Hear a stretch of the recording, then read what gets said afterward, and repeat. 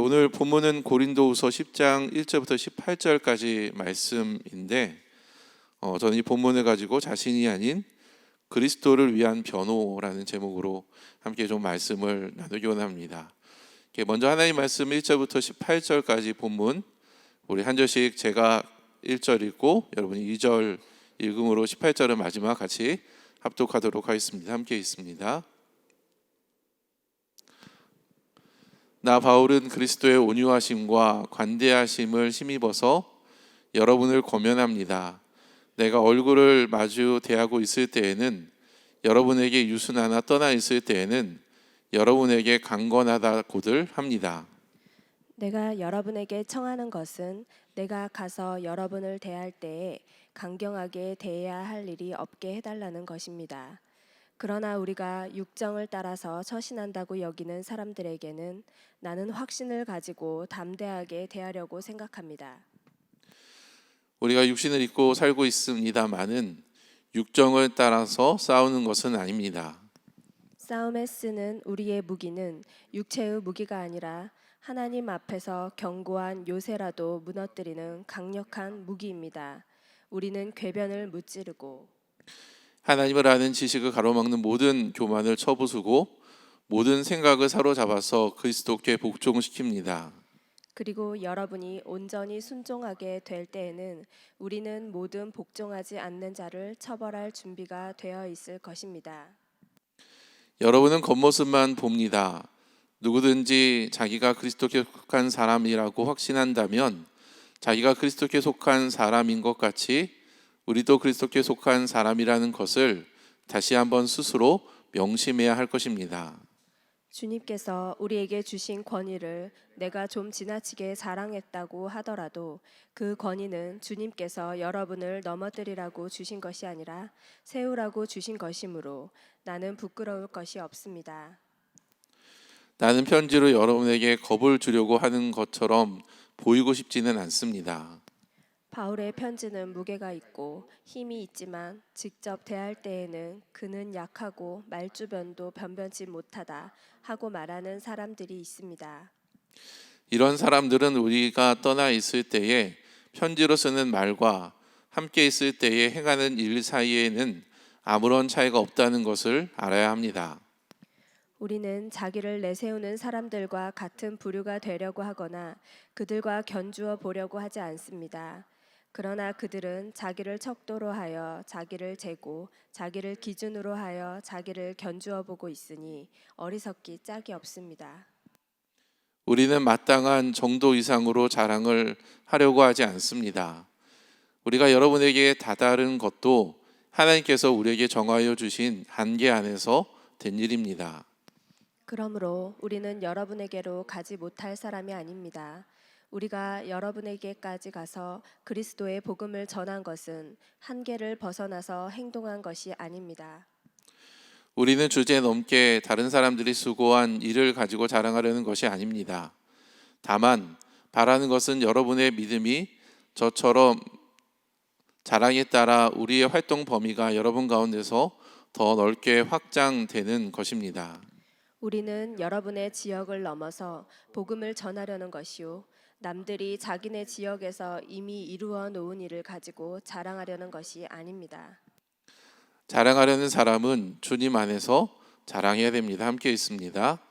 참으로 인정을 받는 사람은 스스로 자기를 내세우는 사람이 아니라 주님께서 내세워 주시는 사람입니다. 아멘. 저는 이 말씀을 본문으로 자신이 아닌 그리스도를 위한 변호라는 제목으로 말씀을 나누고자 합니다.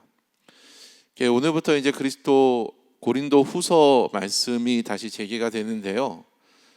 고린도후서를 마지막으로 설교한 지가 얼마나 지난지 제가 보니까 한 5개월 정도 지났더라고요. 그래서 오늘은 간단하게 고린도후서를 개관을 좀 하도록 하겠습니다. 고린도후서는 AD 55년경에 바울이 고린도 교회에 보낸 두 번째 서신입니다. 그래서 고린도후서죠. 바울은 첫 번째 서신을 통해 고린도 교회에 일어나고 있는 불미스러운 일들, 성도들 간의 분쟁, 근친상간, 성도들 간의 소송, 성적 부도덕, 우상에게 드린 음식의 문제와 은사 문제를 해결하기 원했지만 그 계획은 성공하지 못했습니다. 여러분, 저는 아무리 훌륭한 사역자다 할지라도, 아무리 탁월한 말씀 사역자다 할지라도 모든 사역이 다 성공적으로 끝맺음을 맺는 것은 아닙니다. 그래서 끝까지 포기하지 않고 사역하는 것이 중요하다라고 할 수 있죠. 그래서 바울은 안타까운 마음을 가지고 6개월 만에 다시 고린도 교회에 편지, 곧 서신을 보내게 되는데 그것이 바로 고린도 후서입니다. 그런데 그 과정에서 바울은 뜻하지 않은 오해와 비난을 받게 됩니다. 고린도 교회 성도들이 바울의 사도로서의 자격에 대해서 의심하고 비방하고 공격했던 것이죠. 그들은 바울이 변덕스럽고 생각이 자꾸 바뀐다라는 거예요. 교만하며 용모와 말에 있어서 인상적이지 못하고 부정직하며 예수 그리스도의 사도로서의 자격을 갖추지 못했다라고 주장을 했습니다. 그리고 바울에게는 다른 사도들에게 보여지는 기적과 표적이 보이지 않는다라고 비난을 했습니다. 그런데 여러분 생각해 보세요. 성경에 많은 기적과 표적은 사실 바울이 많이 행하면 행했지 결코 부족한 것이 없는데 그들은 이러한 터무니없는 근거를 통하여서 바울의 사도권을 공격한 것입니다. 이에 바울은 자신의 사도권을 변호할 필요가 있었습니다. 사람들이 자신의 사도권을 의심하게 되면 고린도 지역에서의 자신의 리더십, 자신의 영향력이 줄어들 뿐만이 아니라 그가 성령의 영감을 받아 쓴 다른 서신들까지 멸시하는 일이 생길 수 있기 때문에 그는 적극적으로 자신에 대해서, 자신의 사도권에 대해서 변호할 필요가 있었죠. 이에 바울은 단호한 태도로 자신의 사도권을 주장하게 되는데 고린도후서 후반부인 10장부터 13장까지 마지막까지가 이러한 주제를 다루고 있습니다. 그래서 전반부인 1장부터 9장까지가 부드러운 어조로 했는가 반해 후반부는 단호한 분위기를 담고 있어서 어떤 학자들은 이러한 어조의 변화, 분위기의 변화로 인하여서 10장 이후는 바울이 아닌 다른 사람이 쓴 것이다 라고 주장을 하기도 하는데 이는 그만큼 바울이 이 문제를 굉장히 심각하게 보고 있다라는 증거이기도 하죠. 저는 평소에 아이들을 부를 때에 사랑하는 아들 또는 효뇽아라고 이렇게 부릅니다. 그런데 아이들을 혼을 낼 때에는 제가 의도하지 않았는데 꼭 그 이름 앞에 성을 붙여서 윤효령이란 말을 써요. 제가 윤효령, 너 이리 와봐, 잠깐 이리 와서 앉아봐, 내 말을 들어봐. 그래서 아이들이 이름을 부르는 것이 아니라 풀네임을 부르면 살짝 긴장을 합니다. 뭔가 아빠가 혼을 내는구나 라는 그런 것을 눈치채는 것이죠. 그런데 제가 어조가 달라진다고 해서 제가 다른 사람이 되는 것은 아닌 거죠. 여러분, 고린도서도 마찬가지입니다. 10장을 기준으로 분위기가 바뀐 것은 저자가 다른 사람인 것이 아니라 그만큼 바울이 이 상을 심각하게 지금 받아들이고 있다라는 증거입니다. 바울을 공격하는 사람들은 무슨 근거로 바울을 공격했을까요? 그들의 정체를 분명하게 파악하기는 어렵지만 그들은 본문에서 보면 세 가지 근거를 통하여서 바울을 위협했습니다. 첫 번째는 바울이 육정을 따라서 처신한다라는 것입니다. 바울 그 사람은 육신에 따라 육정에 따라 처신하기 때문에 그는 믿을 만하지 못해 라고 비방하는 것이죠. 2절 말씀을 한번 보도록 하겠습니다. 내가 여러분에게 청하는 것은 내가 가서 여러분을 대할 때에 강건하게 대할 일이 없게 해달라는 것입니다. 그러나 우리가 육정을 따라서 처신한다고 여기는 사람들에게 나는 확신을 가지고 담대하게 대하려고 생각합니다 라고 말을 하고 있죠. 두 번째 공격의 근거는 바울이 약하고 말주변이 변변치 못하다라고 공격을 했습니다. 10절 말씀입니다. 바울의 편지는 무게가 있고 힘이 있지만 직접 대할 때에는 그는 약하고 말주변도 변변치 못하다라고 말하는 사람들이 있습니다. 그러니까 바울의 외모가 변변치 못하고 말을 잘 못하기 때문에 이 사람은 사도로서의 자격이 부족하다라고 라고 공격을 하는 것이죠. 그리고 세 번째는 한계를 넘어섰다라고 공격을 했습니다. 사역마다 정해진 범위라는 게 있는데 뭐 유치부, 초등부, 중고등부, 청년부 이런 어떤 범주가 있는데 그 범주를 넘어서 사역했다라는 거예요. 14절 말씀입니다. 그러므로 우리는 여러분에게 가지 못할 사람이 아닙니다. 우리가 여러분에게까지 가서 그리스도의 복음을 전한 것은 한계를 벗어나서 행동한 것이 아닙니다. 그러니까 바울의 적대자들은 당신이 지금 맡고 있는 다른 일들만 신경 쓰고 한계를 벗어나서 지금 우리가 관할하고 있는 그런 지역의 사람들까지 영향력을 끼치지 말라, 오버하지 말라라고 지금 공격을 하고 있다라는 것입니다. 여러분, 누군가에게 이런 방식으로 공격을 당한다면 여러분은 어떻게 자신을 변호하시겠습니까? 보통 이런 오해나 공격을 받으면 그 사람들의 성향에 따라서 크게 두 가지 형태로 나타나기가 쉽습니다. 첫째는 회피형인데 이러한 대립을 쓸데없는 논쟁이나 불필요한 일로 단정짓고 그러한 대화 자체를 아예 회피해 버린다라는 거예요. 누가 기독교에 대해서 어떤 교회에 대해서 이야기하면 그냥 그것에 대해서 말할 것은 좀 말아야 되는데 이런 논쟁 자체가 싫고 좀 그런 것들이 좀 두려워서 피한다라는 겁니다.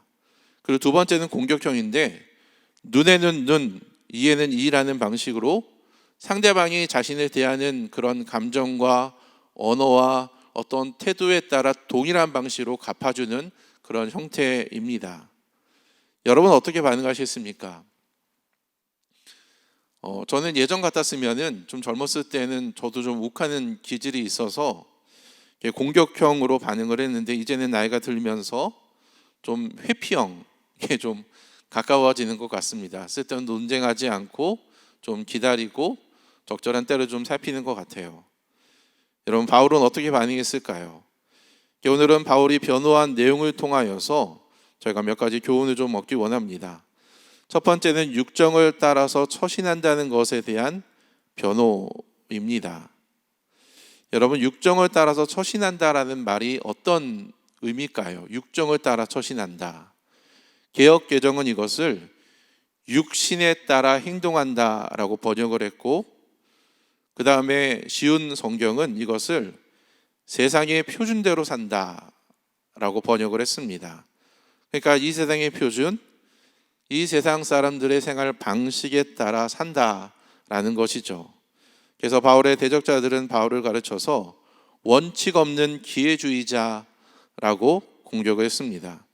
아무런 원칙도 없이 자신의 생각에 따라서 행동한다는 거예요. 그래서 아까 제가 처음 얘기한 것처럼 바울에 대해서 변덕스럽다라고 이야기한 것이 바로 이러한 내용입니다. 그러나 누가 원칙이 없는 것일까요? 바울인가요? 아니면 바울의 대적자인가요? 안타깝게도 이 세상에는 원칙이 없는 것 같습니다. 다수가 권력이 되고 권력이 기준이 됩니다.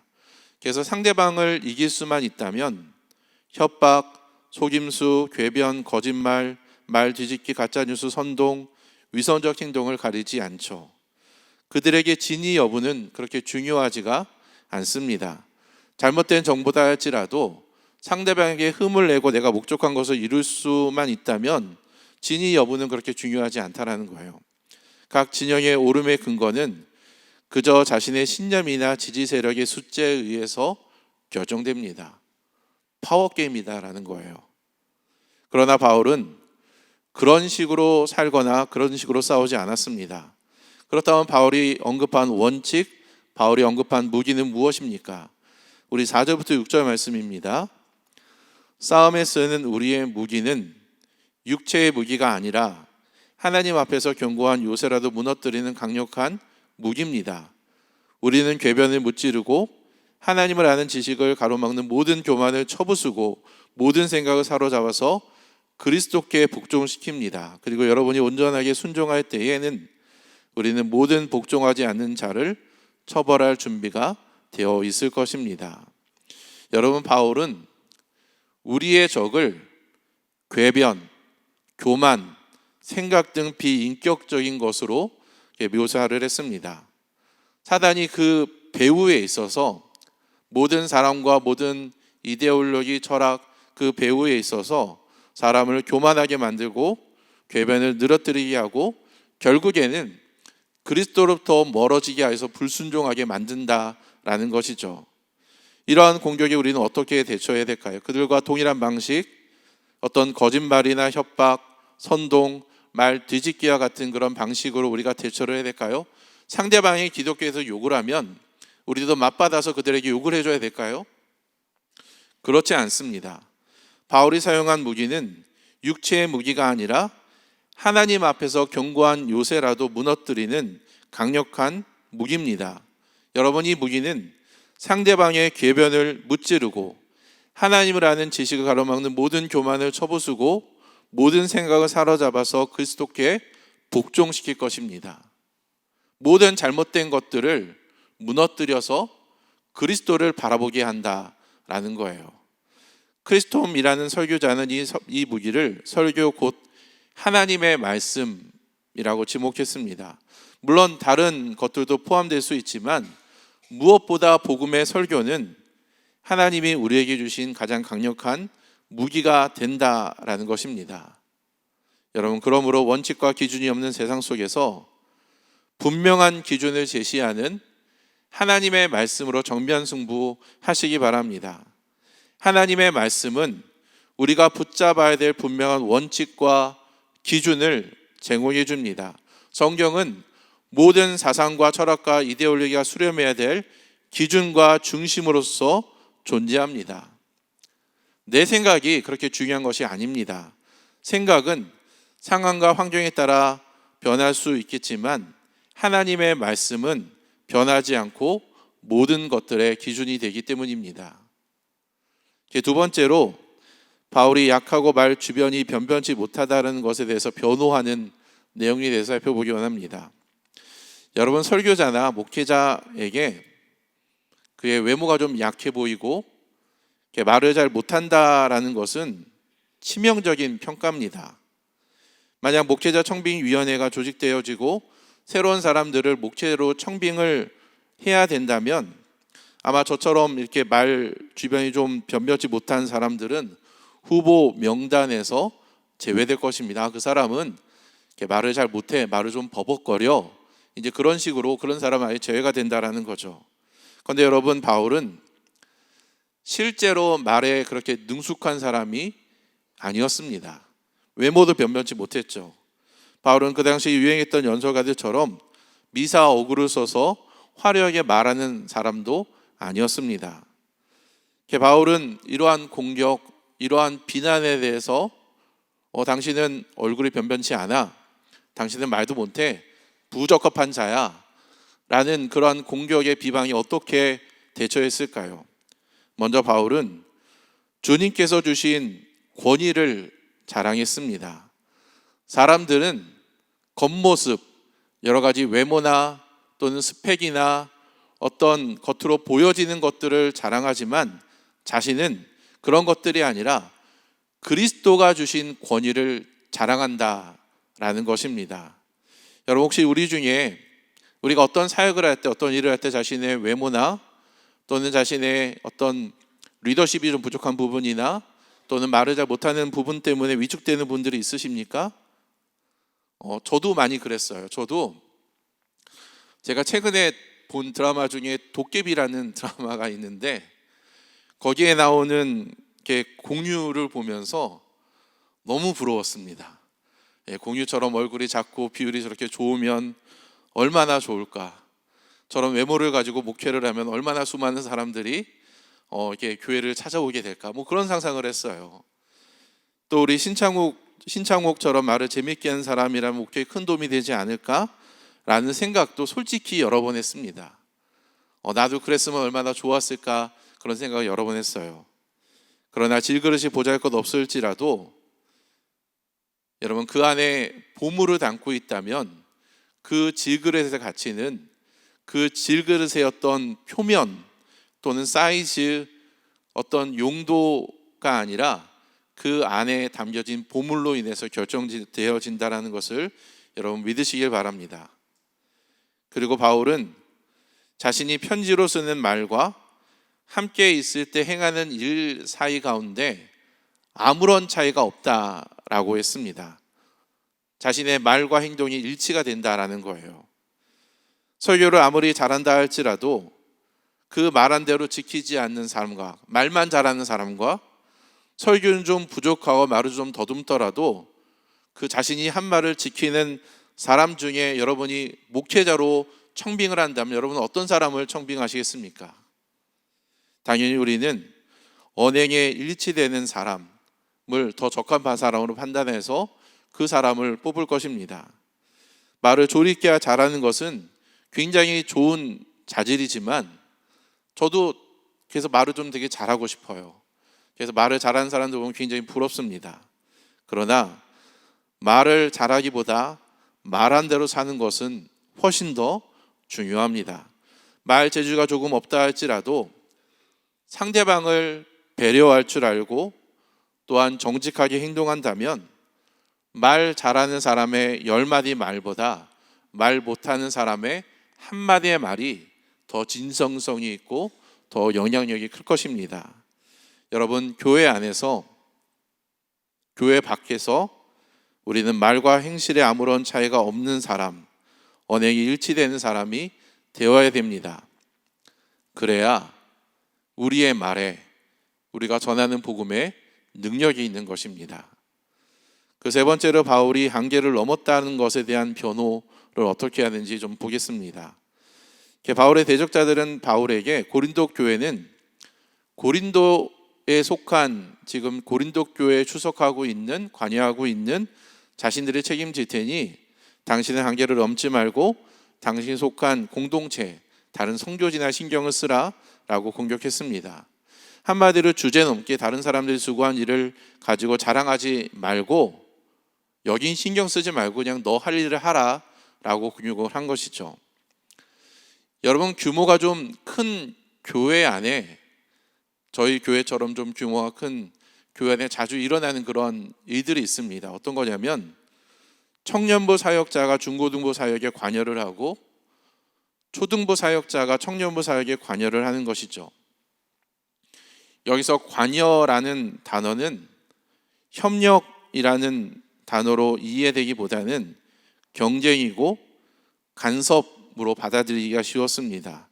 그래서 각 부서의 사역자들은 내가 맡은 부서는 내가 알아서 할 테니 당신은 당신이 맡은 부서나 알아서 하세요 라고 말로 그렇게 대답하시는 그런 일들이 많이 있습니다. 그런데 지금 바울의 대적자들이 비슷한 논조로 바울을 공격하고 있는 것입니다. 고린도 지역은 우리가 알아서 처신할 테니 당신은 다른 곳이나 신경을 쓰라라는 것입니다. 이에 대해서 바울은 어떻게 변호를 했을까요? 여러분이 이러한 말을 듣는다면 여러분 어떤 말을 하시겠습니까? 먼저 바울은 하나님께서 정하여 주신 한계 안에서 일을 했습니다. 13절 말씀입니다. 우리는 마땅한 정도 이상으로 자랑을 하려고 하지 않습니다. 우리가 여러분에게 다다른 것도 하나님께서 우리에게 정하여 주신 한계 안에서 된 일입니다. 여러분, 바울은 자신이 스스로 사역의 한계를 정한 것이 아니라 하나님께서 자신에게 정하여 주신 한계 안에서 사역한다라고 고백을 했습니다. 내 사역이 아니라, 내 부서가 아니라, 내 목장이 아니라 하나님의 사역이고 하나님의 부서고 하나님의 목장이다라는 거예요.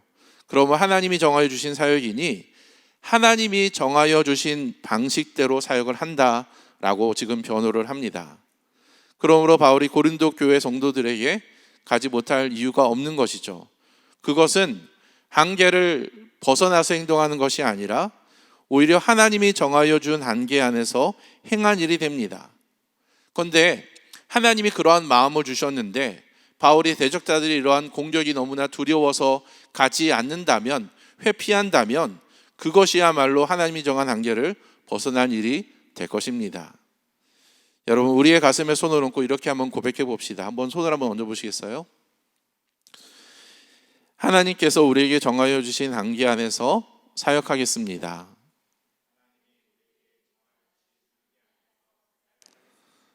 여러분, 그렇습니다. 우리가 맡은 사역이 무엇이든지 간에 하나님이 우리에게 정하여 주신 그 한계 안에서 사역할 필요가 있습니다. 2024년도를 맞아서 저희가 지금 올해 어떤 사역들을 할지를 기도하고 결단하고 체크하는 그런 과정 가운데 있는데, 과연 하나님께서 나에게 정해주신 한계가 무엇인가를 잘 듣고 여러분 순종하시기 바랍니다. 그리고 바울은 복음의 확장을 위해서 고린도 교회에 간다라고 했습니다. 15절과 16절 말씀입니다. 우리는 주제넘게 다른 사람들이 수고한 일을 가지고 자랑하는 것이 아닙니다.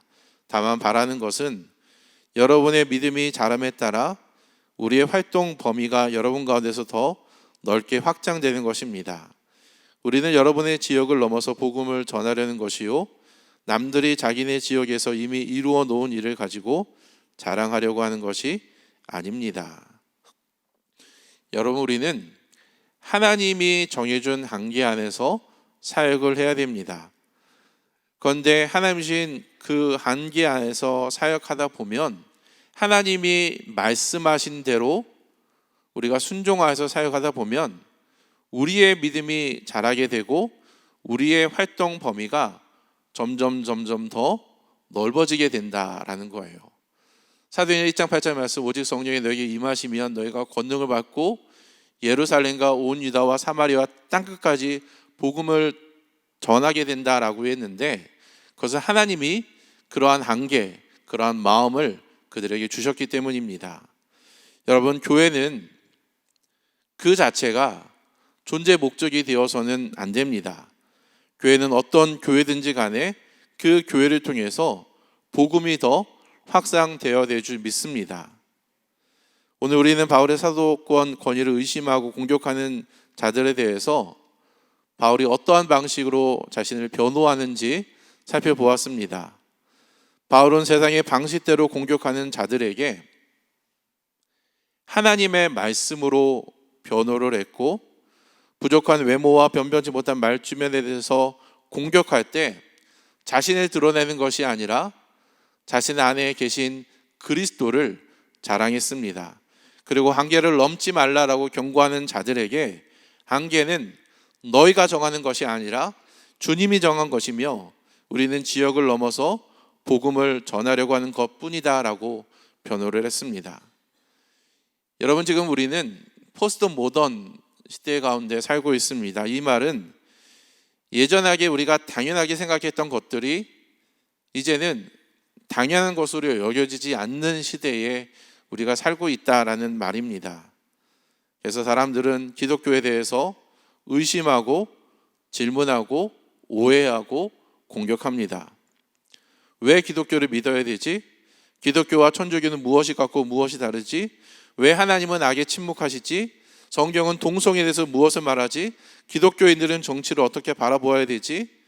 여러분, 이러한 수많은 질문에, 이러한 공격에 우리는 침묵하거나 회피하지 말아야 됩니다.